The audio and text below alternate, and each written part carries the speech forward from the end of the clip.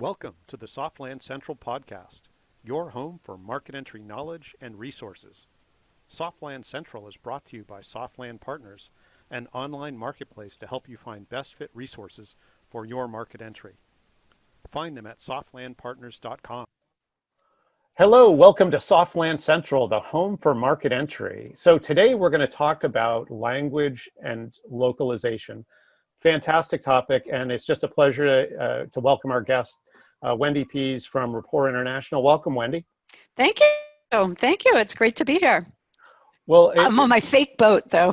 Well, I'm so jealous. It's warm where I am. It's humid, and I'm enjoying your boat. I'm with you vicariously here on a Friday afternoon. We're going to talk about language and localization, and certainly our audience are companies that are looking to enter new markets, and also the organizations that support them. And so I think what would be helpful before we dive into the topic is if we learn a little bit more about you. And so can you tell us a little bit about your background first, and then after that, maybe Rapport International? Sure. I was born in central Pennsylvania, so I'm a country girl at heart. And then my dad was in international agriculture. So we actually lived in Mexico for my first and second grade, where I went to half Spanish, half English speaking school.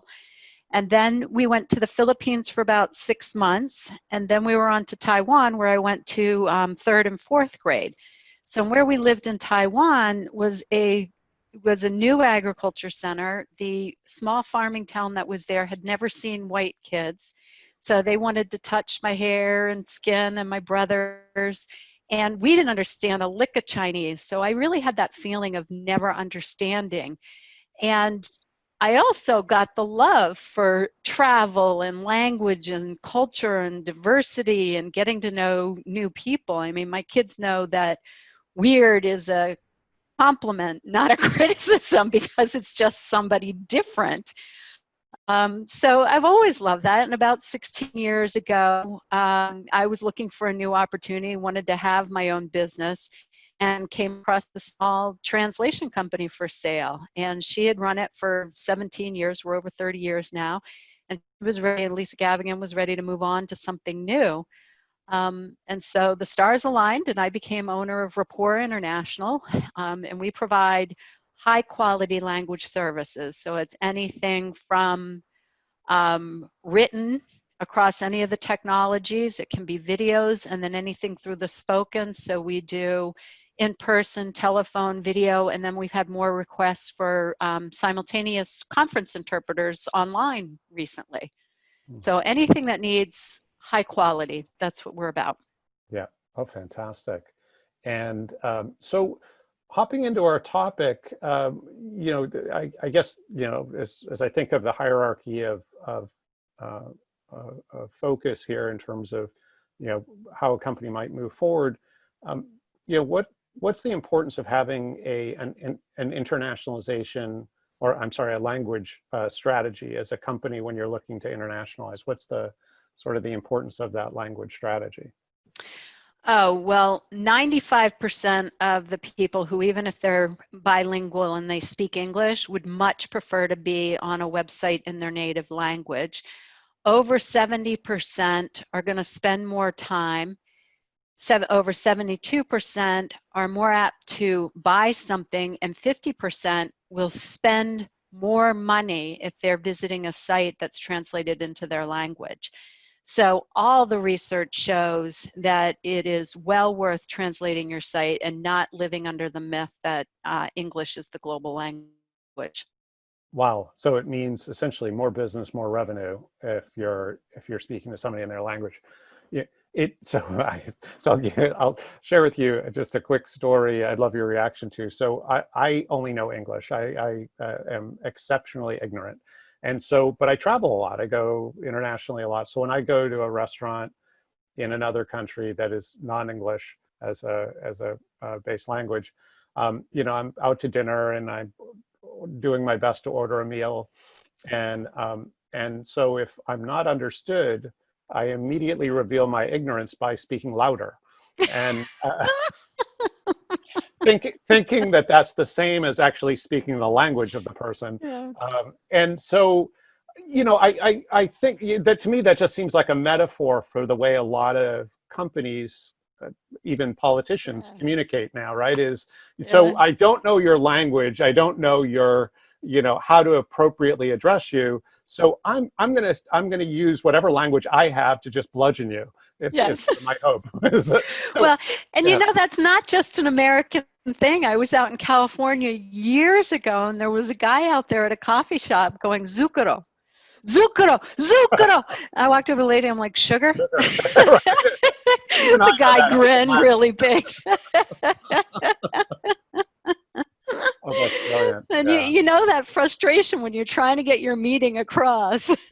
It's brutal. So, but it seems like a really good transition to talking about localization. So, there's that sort of literal translation of the language. So, tell us about localization and sort of how that works and how a company might use localization to their benefit. Okay, so how do you define localization? Because that's interesting outside the industry Mm. and across different industries. Well, I mean, so when I think of localization, it means you can speak English. Well, just even in a broad sense, is that British English? Is that U.S. English? Is that Texas English? Is that is it California English? I mean, I think there are different flavors, and certainly as I travel, I know there are different dialects of Hindu and different words that are used in Hindu in different areas of India, as an example. So I guess when I think about localization, it's understanding the meaning and communicating to somebody in a way that they relate to whatever. I guess to me that means words and tone and it could even be colors that don't offend and or that complement in some way. But I think Okay. it's sort of empathic communication, if I were going to put it in a couple of words. Ah, that's a good way to say it. Yeah, so the reason I ask that is that is one definition of localization. It's one we use frequently, is the comparison between globalization and localization. So if you have a company, who makes soccer balls? What, Adidas? Okay, we'll use Adidas soccer balls. If you're selling Adidas soccer balls here in the United States, you're going to put different sports figures around that and different flags and different looking people around that. And you're going to use different references than if you were selling Adidas soccer balls in Italy or Peru. So that those kind of products really need to be localized in your definition of in the localization. Another term is globalization, which means you do one translation and that's going to be good for the globe. So for example, we worked with Conitec Sonoca, or we work with them to do their marketing translation. We just did their website. And they're a great company. They do packaging. They're selling around the world. They only have certain products that they're selling in each country. So it was quite a process to go through. And they can globalize, so they could use one good Spanish that would cross all the Spanish speaking markets because they're doing an industrial sale. Okay, so that's the localize on your definition, the globalization. Now, if you get into the technology or gaming industry and you use the word localization, that means actually taking the code and taking the words out and dropping them in within the midst of the code so it will work with the technology. So rather than getting hung up on the terms when we're working with clients, we have I kind of laugh because if we show our features page about all the things that we do, somebody's eyes would kind of go bonkers and oogling out on it. And so we never show that. What we do is we start with, what are your goals? What are you trying to accomplish? And then we can help them figure out how to reach those goals, whether it's localization, globalization, or whatever. Hmm. So I suppose a really simple example of localizing, taking your Adidas example, is if you were in, you said Italy or Peru, it would be a football. And if you were in Yeah. the US, it would be a soccer ball, right? I Yes. mean, just that. It could be any of the supporting artwork. It could be the terminology or words used, but Mm-hmm. it's really, it sounds like aligning with that, the way communication is done in that local market. Yeah, and so we did the taglines for Staples, and I think they've changed it since then too, but it was make more happen. Mm. And you could take the more out and you could put in make creativity happen or make fast happen or, whatever you wanted to sub in. And one of the things, I love this example, is make refrigerator art happen. Okay, and so I think I've talked to you about this before, is you know what refrigerator art is. Yeah, sure. Go ahead, what is it? Isn't it the art that goes on the refrigerator that little kids do? Yeah. Yeah, yeah, Yeah, it's like your art gallery. yeah. Well, in France, they don't do that because the refrigerator's just for keeping food cold. So make refrigerator art happen as a tagline wouldn't work in France. So our French translator came back and told us that, and we worked with them they decided not to do another campaign around that, just not to use that one in France. Mm-hmm. So that would be localizing what the content is going to say. That makes sense. Yeah, and colors, you talked about colors. Yeah. I mean, white here means wedding. In China, it means death. So there's all sorts of colors and images. I mean, I used to have a picture, this magazine, I kept it for years. It was the Black Minority Enterprise magazine. And on the back, a big insurance company had a picture of a lily white family hanging out of the car waving. And I was like, come on, you're going to offend people with this. It's not just not going to make them feel warm, but you're going to offend. So hopefully they've gotten better. I didn't want to name them. Yeah, we won't out them here. So thinking about, some of these mistakes you're talking about, what are the most common mistakes that you see companies make when they're looking to enter new markets in terms of communication? Google Translate. Google Translate. Google Translate is the. Why? Why doesn't that work? Okay, so here's one of my favorites. If you want to translate the word crisis, okay, word on the street and is that it really means danger, opportunity. Well, the characters don't mean that. The literal characters mean danger, change point, which I think captures it so much more. But we never say the words danger, change point here. You need a very qualified interpreter who understands the language to go crisis, this is what it means, or look at those characters and know that the English word is crisis.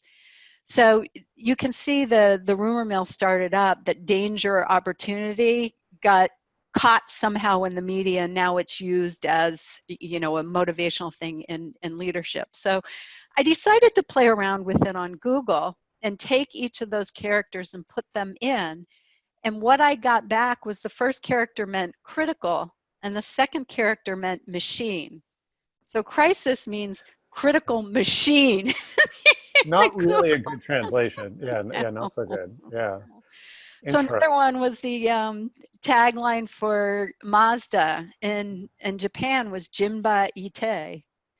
So you think about, I may have told you this one before, no, but you're a horse warrior. So you're a warrior, old-fashioned Japanese warrior, riding on a horse. You've got your bow and your arrow. You're one with the horse. You're soaring across the plain.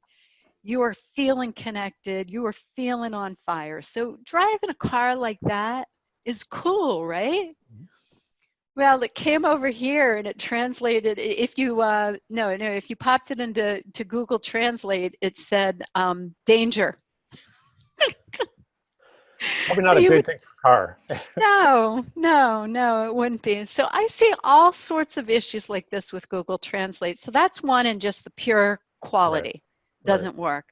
The second thing is that I see all the time, and it's driving me nuts, is people put the Google Translate plugin on their website, And then they figure that they're meeting all the liability requirements, like in the government, they have to provide in language services.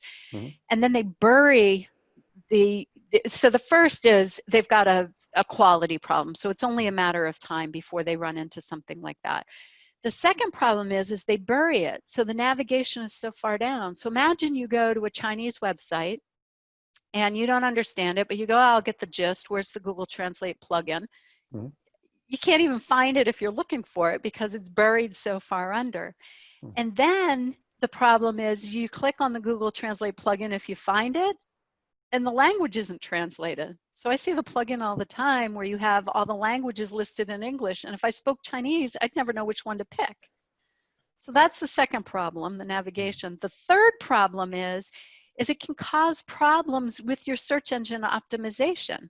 Because if you figure duplicate content causes a problem with optimization and where to put it, and Google dings you for it, if you put it up there and Google translates it, it's basically showing as the same content.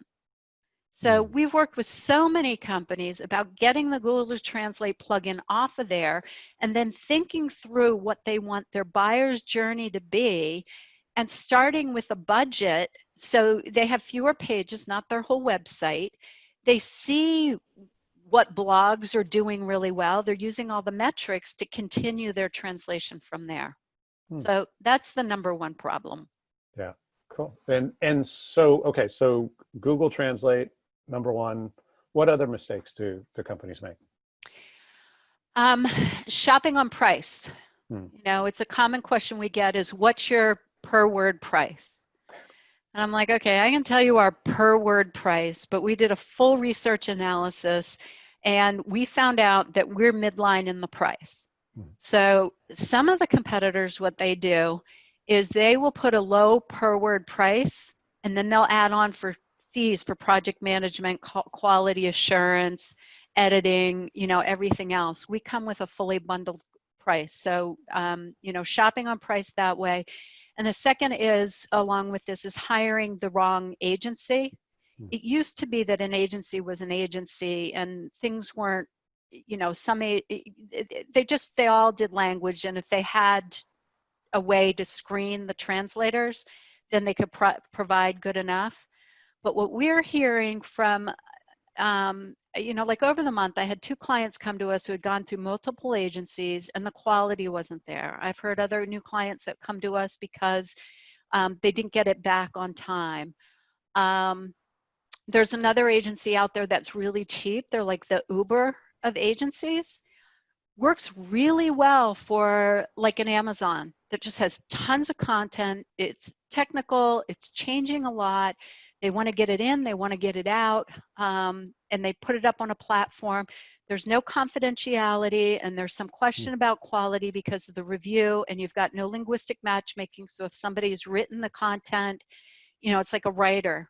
If somebody writes it and they keep working with you, they get more and more knowledge, and so it gets easier for them to write and the message gets refined. Yep. So there's a place in here for all these different agencies. You just have to make sure you're using the right one. That makes, yeah, everybody has their strengths or place. Yeah. Yeah. And so Google, and then shopping on price. What other mistakes? Using the wrong translator. So if they don't use Google Translate, oftentimes they'll go to a friend or family. Right, you speak Spanish. I speak Spanish, so yeah, can't you do the translation? Well, there are actually translation degrees, and there are people that specialize in this, and interpreters are much different. If you've got somebody who's an interpreter, it's somebody who likes to run around all day and talk to people and help people. Translators are more brainy. They like to sit behind the computer. They quote dictionaries at me, and they're grammar freaks. So right there, they're 2 alone.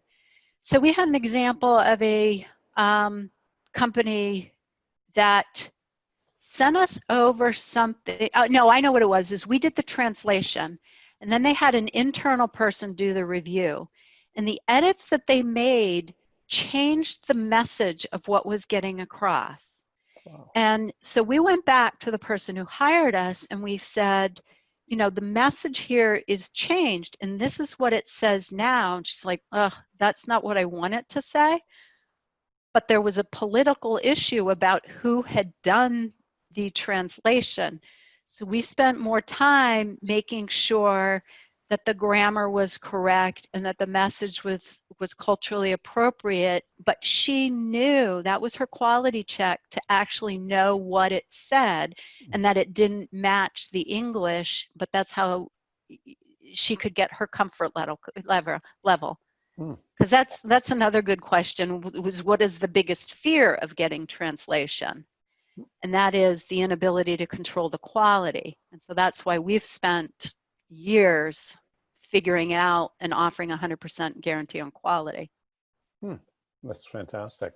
And so Yeah. going back to Google as a source of translation, what are the alternatives? What's the best alternative to sort of not using Google? So I'm in the middle of writing I'm past halfway actually of writing the first manuscript of the book on global marketing. And I just finished the chapter on who can do your translations. So cheapest and worst to best quality, more money. You'd start with Google Translator. Then you'd go to probably a friend or family, because they're not going to be professionally trained and you don't know if they're fully bilingual in the two languages. If you go to an online sourcing platform to get an individual or an individual translator, that's probably the next step up. It will be a little bit more expensive, but you don't know the quality, because we don't even look at industry certification as good enough quality. We take them through a whole process to get tested to make sure they're good enough quality. So any individual that says they're a trained interpreter for quality, you got to check that out. So individuals, community groups, I'd be real careful of, because we did something for the state and they took our translation, they ran it through the community group. The community group came back and they said, well, it just doesn't sound right that way, but they wanted it more colloquial. So it was how you'd speak, but if it's a document coming from the state, it has to be perfectly grammatically correct. And then the last is to go to an agency, and then figuring out which agency, because the agency is going to have somebody that runs the project for you. They're going to have relationships with the translators and interpreters. They're going to know who specializes in what area, because it's not just, we've got people that do patent translations on chemical processes. That's going to be a different person than somebody who does your marketing translation. Right. Yeah. And it must be, just thinking in Rapport International, where you've been around for 33 years, there weren't websites 33 years ago. And just thinking of how the market has changed in the time, even since you've owned the business, now even the smallest business pretty much has a website, and more people are internationalizing. How have you seen that change the types of customers you're working with and kind of what their expectations are? Oh, it's been fascinating for the 16 years that I've been here. Because when I bought the company, there was no CRM, there was no website, and she didn't have the energy to take it to that next level. She had Rolodex cards, which is how we all used to keep our information. But she used to have to FedEx everything out and hard copy for proofs. Wow. Yeah. So she had email and she'd gone electronic. So it wasn't, she wasn't afraid of technology. She did it. She just was tired of running the business. So then a few years into that, Google Translate came in, which was the machine translation. And everybody said, oh, that's going to put you out of business. And so, the industry went through a little bit of panic over that. But about 5 years later, turned around and said, okay, it's fine. It has only elevated the understanding of the need for translation. Then AI came out with neural machine translation. So this was supposed to be even smarter and do better.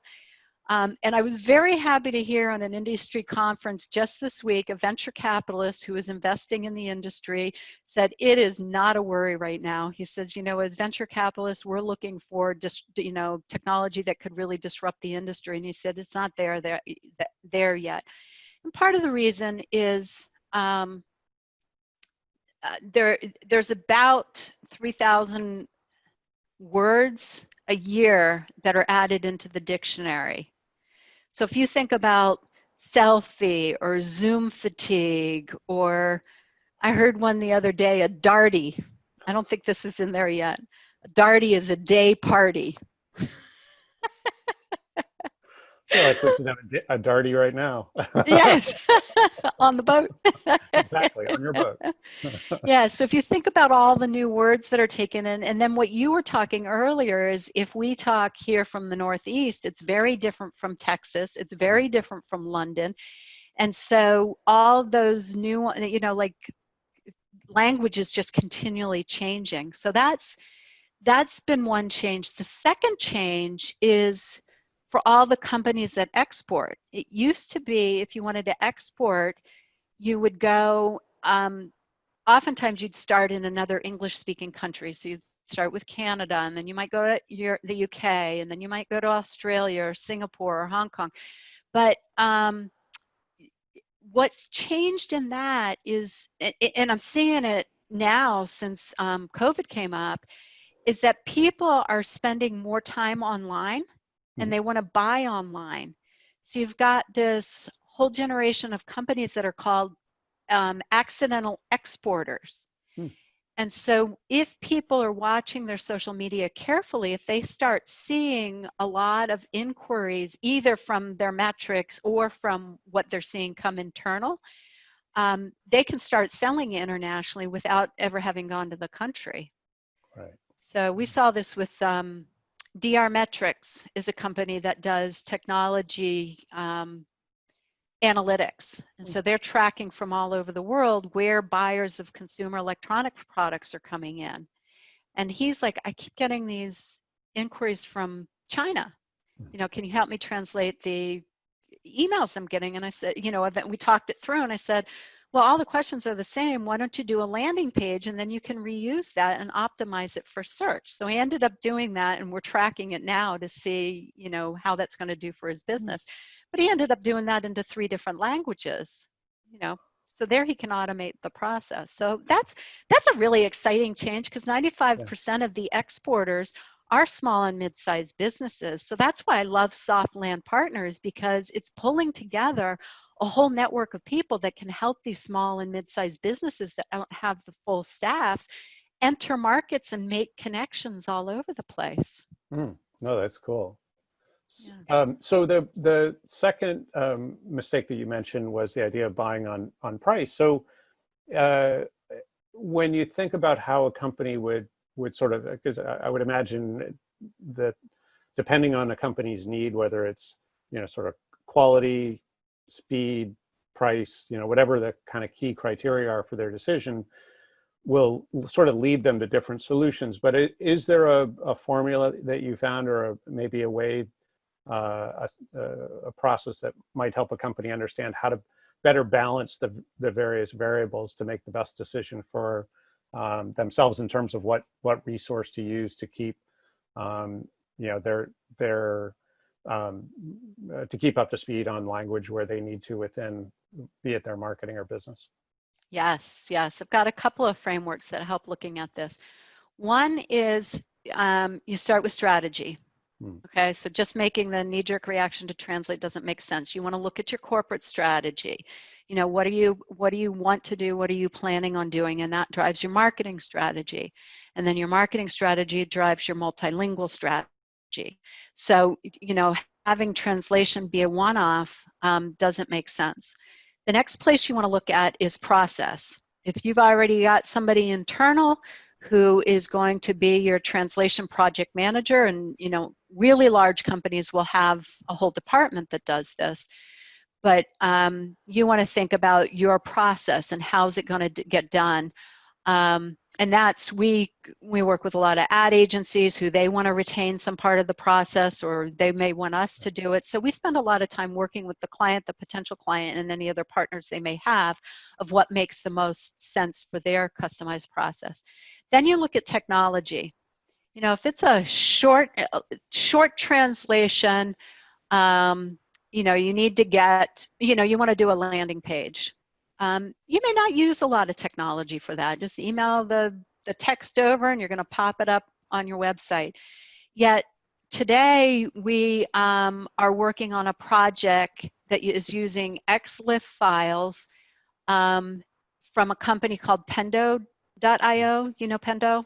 I've seen them, yeah. Yeah, so they help project managers figure out kind of the user's journey.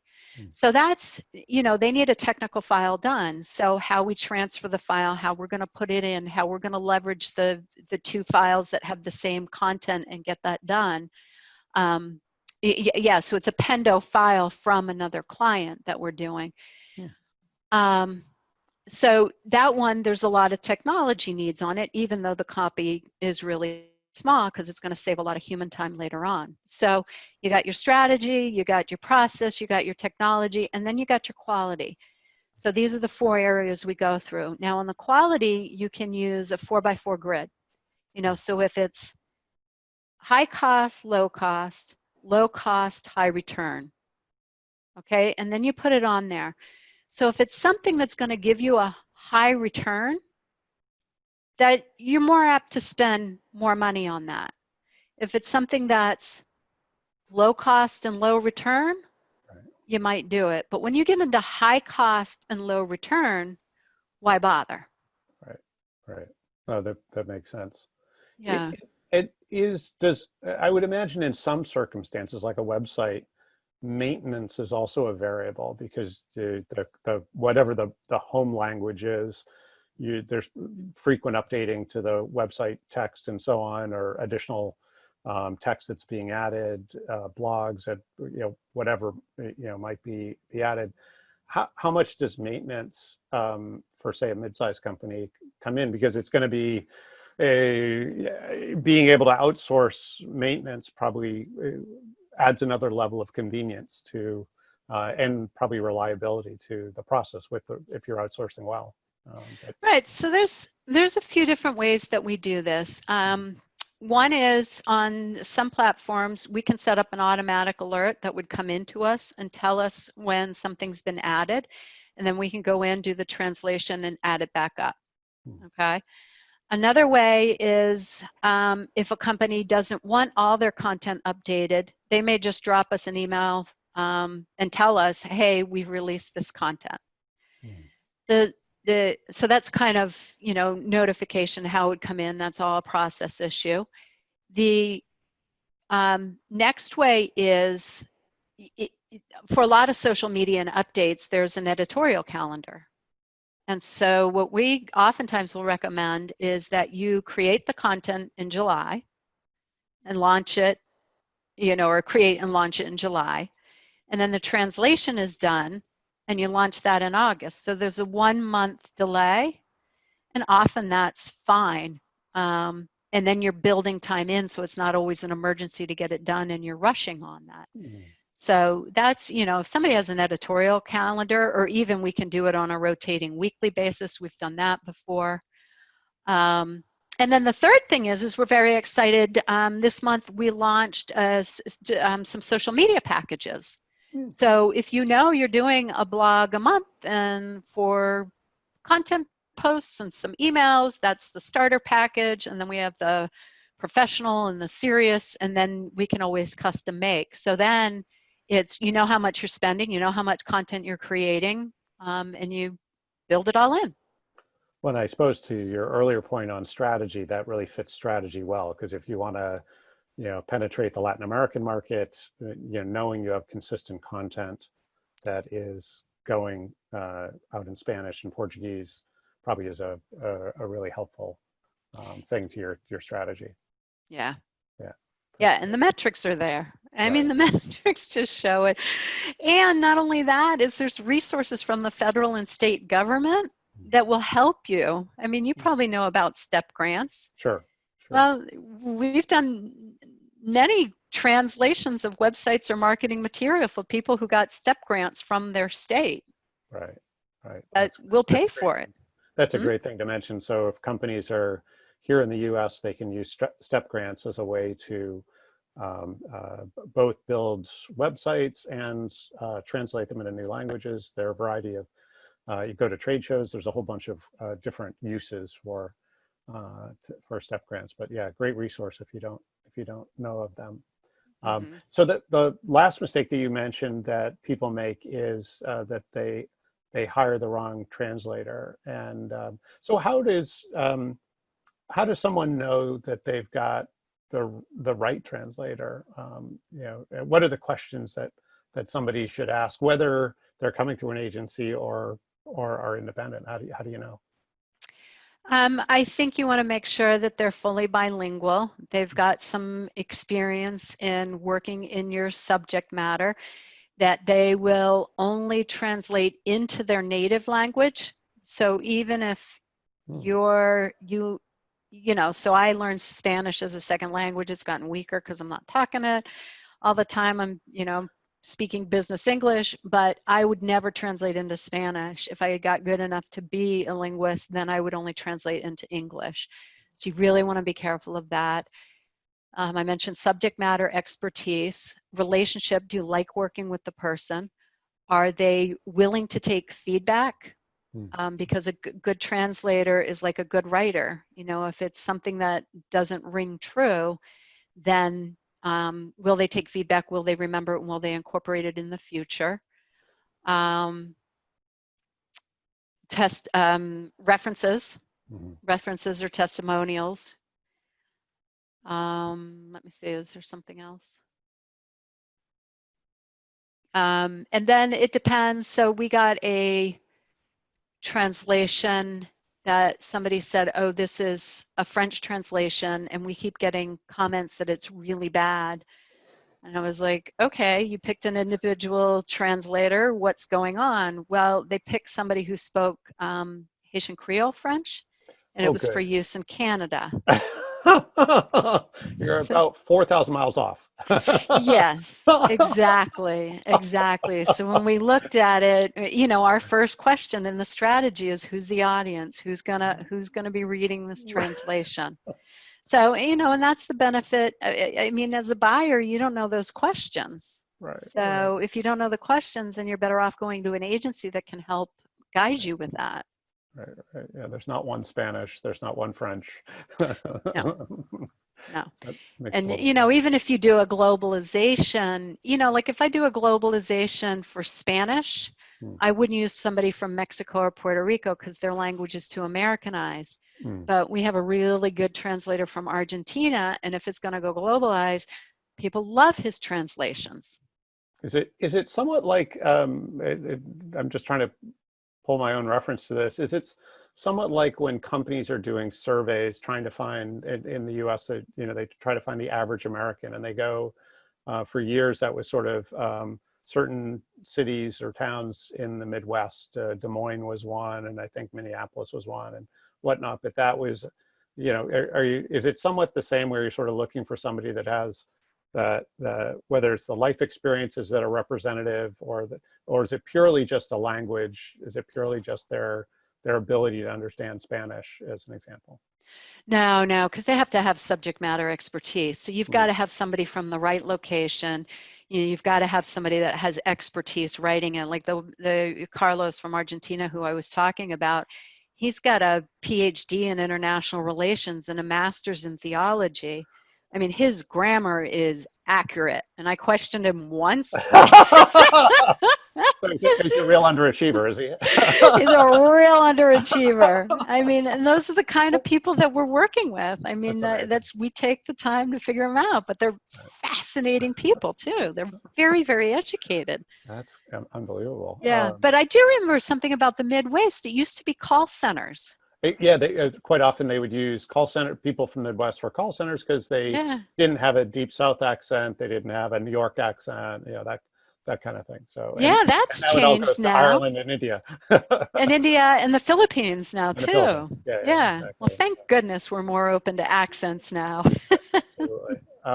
So obviously you've had a great deal of experience in this area. Is there a maybe a case study or maybe one or two clients who you really feel got it right, and that we could use as an example and maybe talk through the process they went through to whether it was localize or internationalize their, or I'm sorry, or globalize their communication?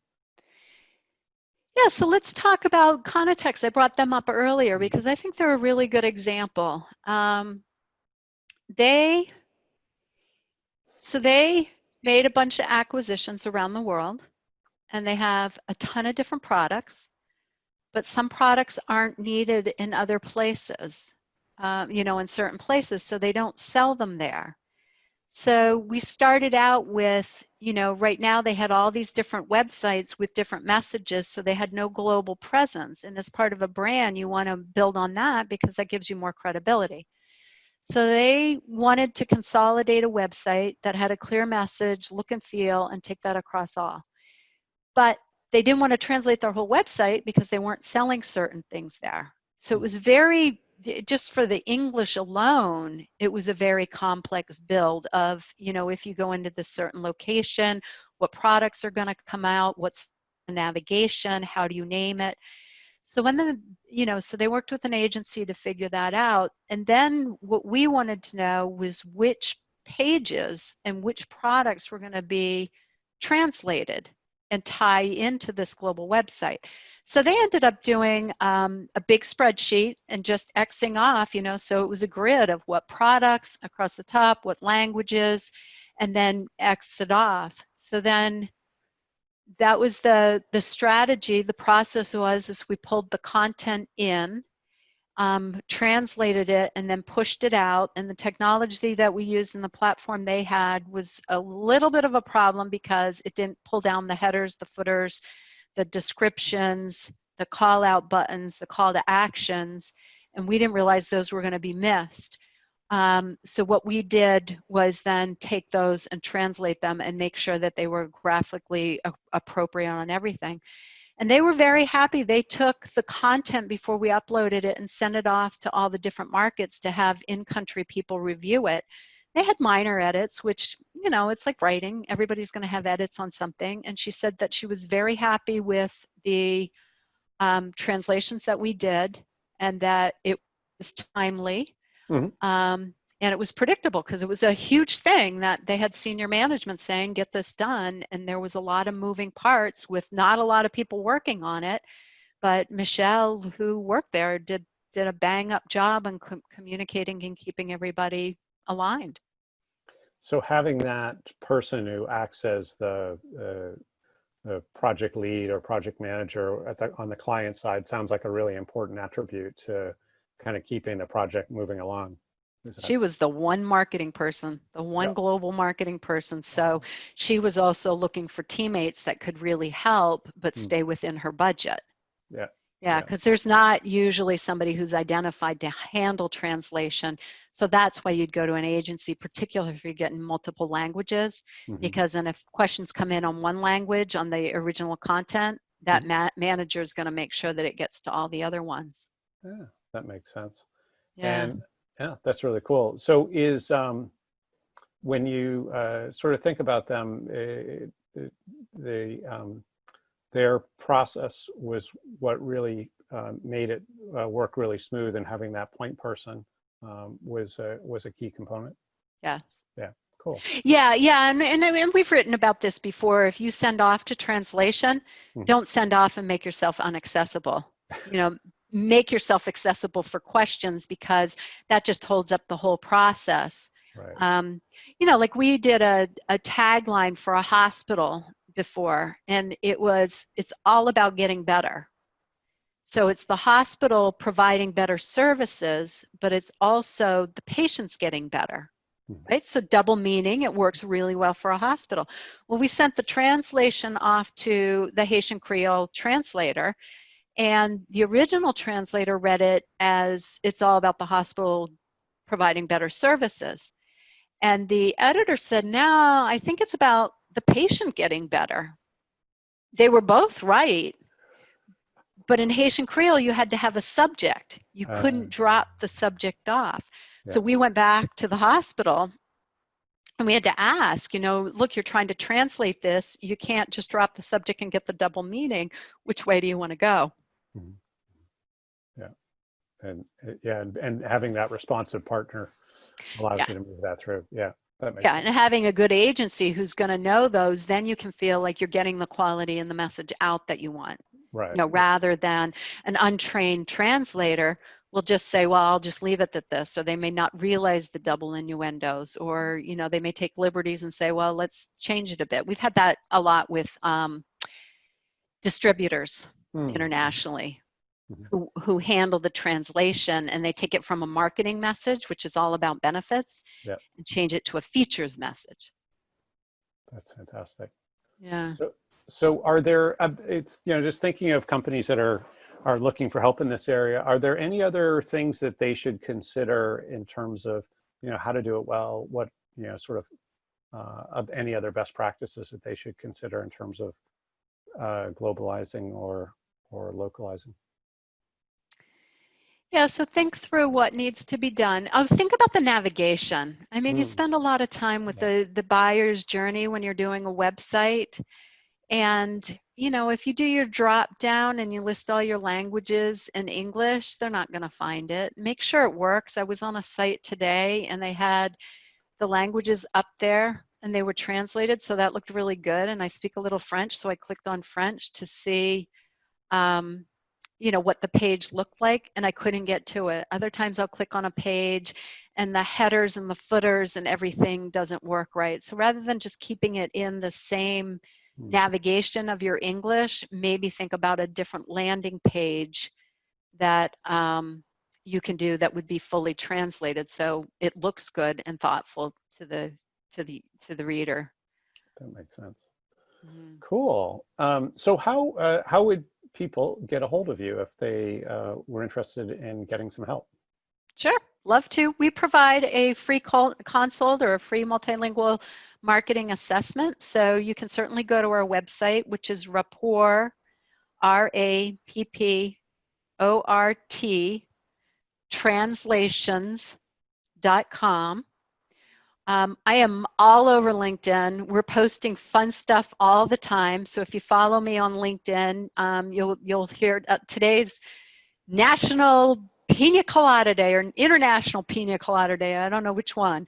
So have your pina coladas today. I wish I had known. It's not too late.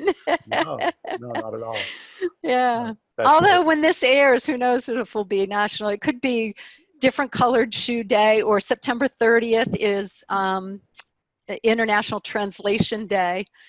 So we have all sorts of fun things going out about words and cultures, and so certainly Wendy Pease, translation expert. You'll find me on LinkedIn. Certainly follow me. Awesome. And and we'll certainly put a link to your website in the description for both the podcast and the webinar.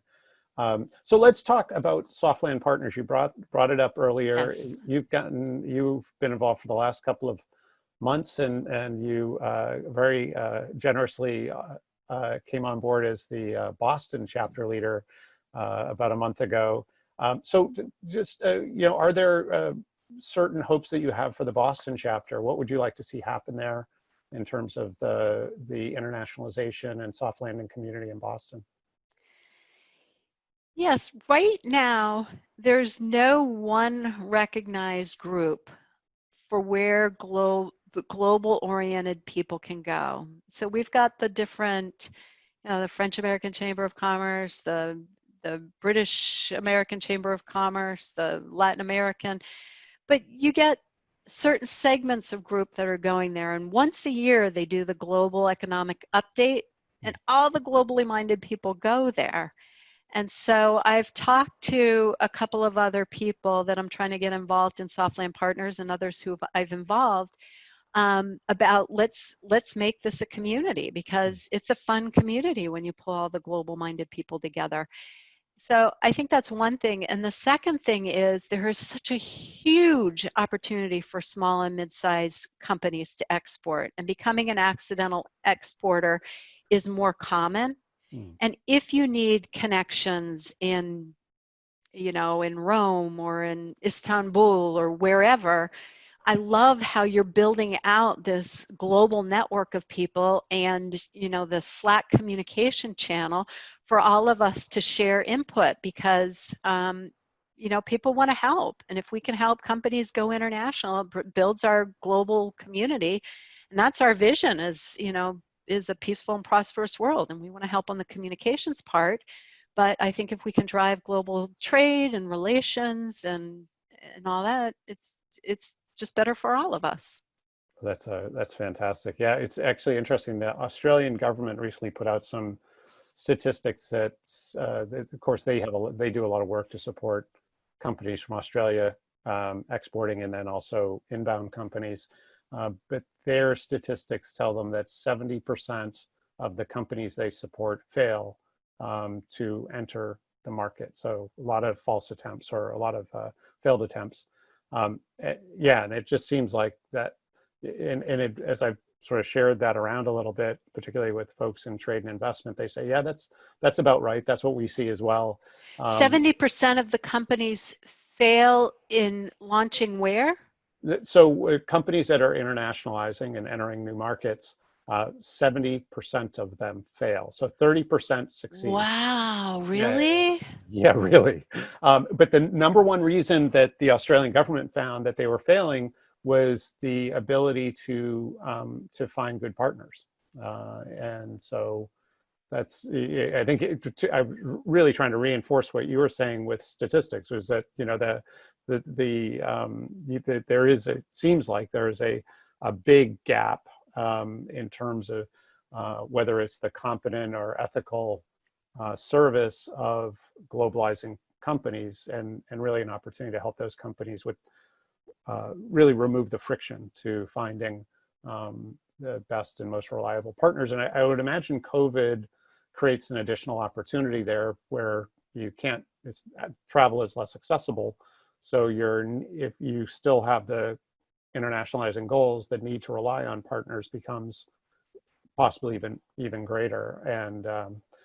And so having a trusted network, both for the companies internationalizing, but for all of us that serve them, having people that we can refer that make us look good,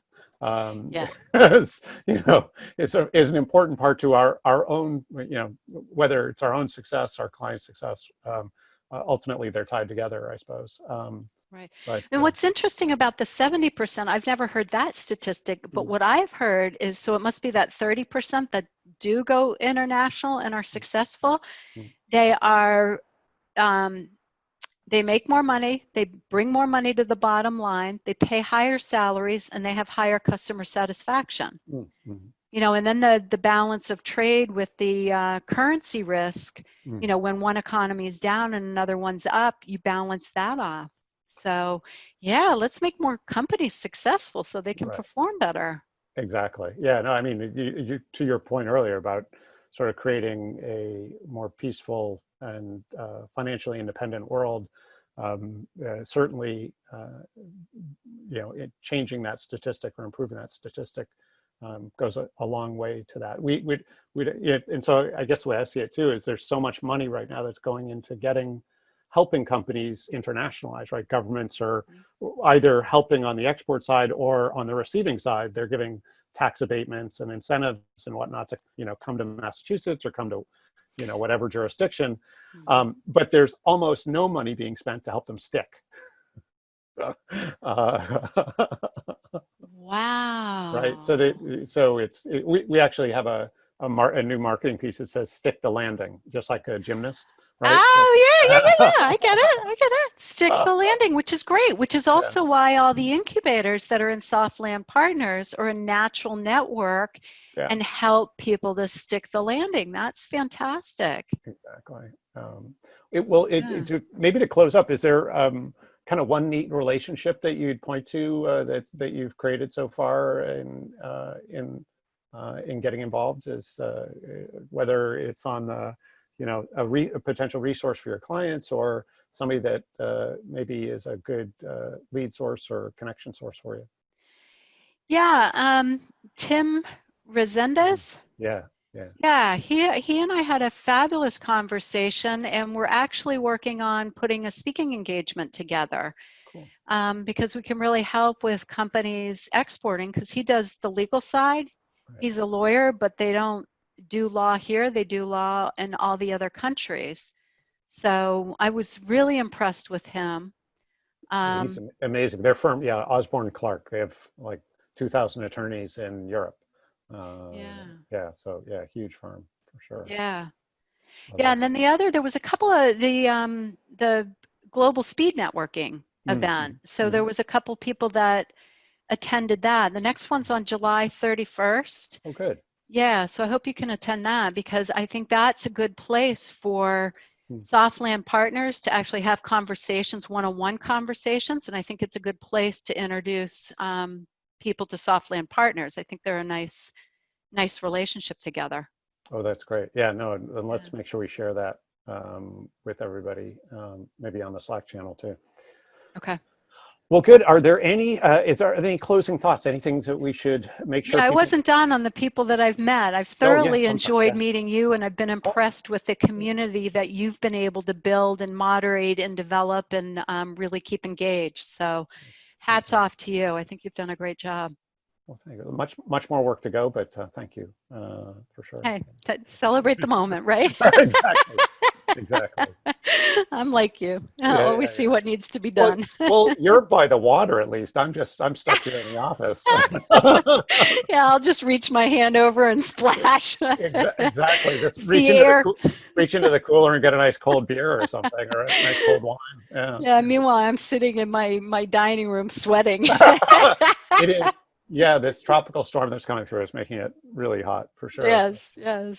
Well, good. Thank you, Wendy. This has been fantastic. The information you shared, I think, is going to be great for all the companies and individuals listening. So thank you so much for taking the time. All right. Thank you. Pleasure talking to you. Thanks.